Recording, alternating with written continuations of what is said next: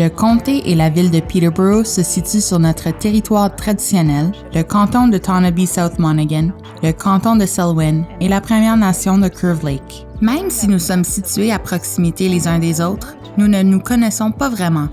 L'une des choses qui m'intéresse beaucoup et qui est ressortie du projet de l'IDEC est que les Premières Nations et nos municipalités locales ne connaissent pas l'histoire de l'autre. Et cela ne devrait pas nous surprendre. Nous n'enseignons pas l'histoire des Premières Nations dans nos écoles autant que nous le devrions. Je crois qu'on devrait établir davantage des partenariats concernant le développement économique dans le cadre du processus de l'IDEC. Nous sommes dans une belle région et dans un lieu touristique magnifique. Je crois que nous pouvons nous associer à un bon nombre d'éléments pour en faire bénéficier la Première Nation et le canton et que ces partenariats seraient avantageux pour tout le monde.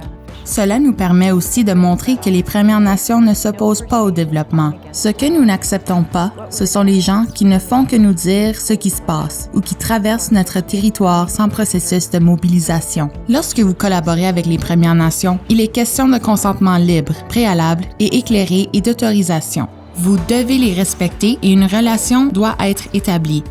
L'établissement de relations et de liens de confiance est la clé pour établir une relation efficace entre les Premières Nations et toute autre culture ou tout autre groupe. Cela prend du temps. Il est nécessaire de bâtir la confiance et le respect mutuel. Le projet de l'IDEC a permis de réunir des gens qui ne seraient pas réunis autrement, ce qui est positif. Selon moi, le fait d'avoir suivi ce processus a été très révélateur pour les deux parties. Comme c'est souvent le cas, le processus est probablement plus important que le produit final.